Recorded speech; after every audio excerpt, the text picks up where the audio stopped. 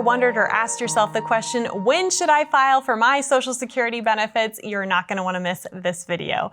I'm Kristen Oakley here with David Lundberg. He is the founder of Love Light Flourish, based right here in the Mesa area.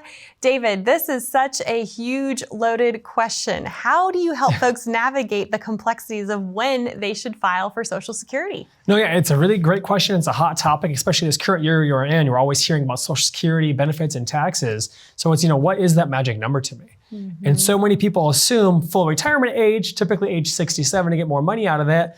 People assume the younger age, typically around age 62 and a half, I can't get as much, but it's not that simple though.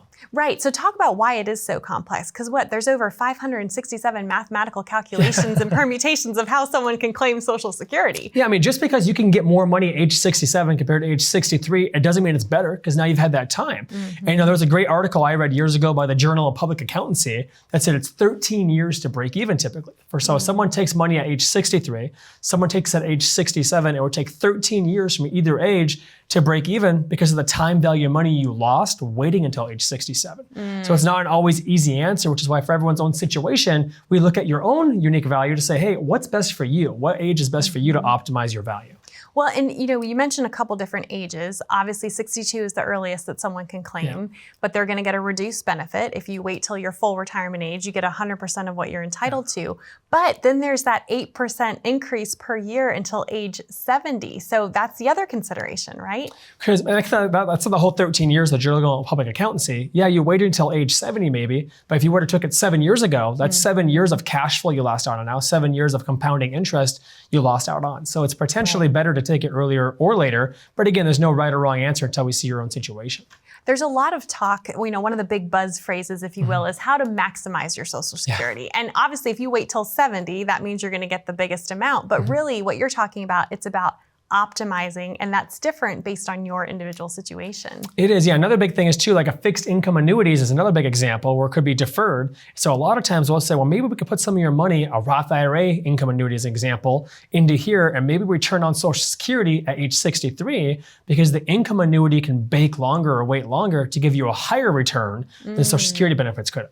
Right, interesting. Now, it also depends if you're single or married. So talk about how that can affect the Social Security conversation. Yeah, so it's all about taxes in the end. Someone who's single is gonna pay more tax than someone who's married, but eventually we all end up in the single tax bracket. Whether your spouse is gonna be dead or whether you get a divorce or you're single already, we're all gonna be there. So eventually, if someone is married, typically what we'll look at is the full retirement age. People don't know this, but as long as you're married for at least 10 years, or you're still married now, the lower income earning spouse can get 50% of the higher income spouses at age 67. The spousal benefit, right? Correct. So for example, if spouse A made $4,000 a year at age 67, but spouse B would only make $2,000 a year at age 67, sometimes we say, well, maybe it's better off you take the higher benefit and waiting that long. And then allowing it to grow. Correct, right? Yeah.